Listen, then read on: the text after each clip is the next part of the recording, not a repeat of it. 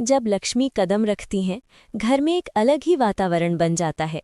हर कोने में रोशनी फैल जाती है, सुख, शांति और समृद्धि का एहसास होता है। ऐसा लगता है जैसे घर में हर चीज़ अपने आप तरक्की की ओर बढ़ रही हो। बच्चों की हंसी, परिवार के बीच प्रेम और आपसी समझ का माहौल बन जाता है। लक्ष्मी का मतलब है धन, तरक्की, सुख, शांति और खुशहाली। लेकिन हर कहानी में एक दूसरा पहलू भी है। लक्ष्मी की बहन अलक्ष्मी।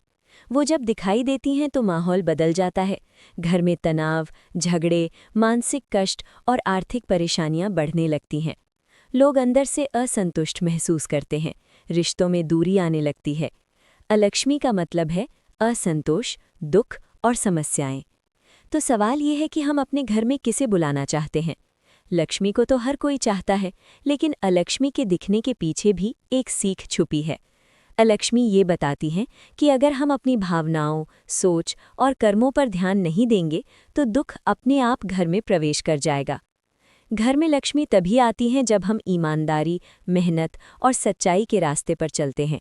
जब हम दूसरों के साथ दया, प्रेम और संतुलन रखते हैं, तभी खुशहाली अपने आप आती है।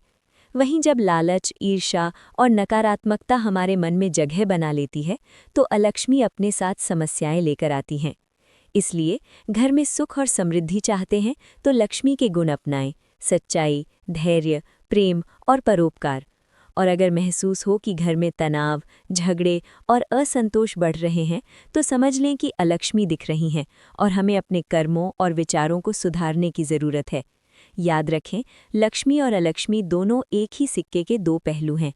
लक्ष्मी हमें खुशहाली देती हैं, लेकिन अलक्ष्मी हमें सीख देती हैं कि संतुलन, समझ और सही कर्म के बिना कोई भी घर स्थायी रूप से खुश नहीं रह सकता। तो हमेशा कोशिश करें कि लक्ष्मी के स्वागत के योग्य बने और अलक्ष्मी को दूर रखें, क्योंकि घर में सुख और शांति तभी रहती है जब अच्छाई और सकारात्मकता का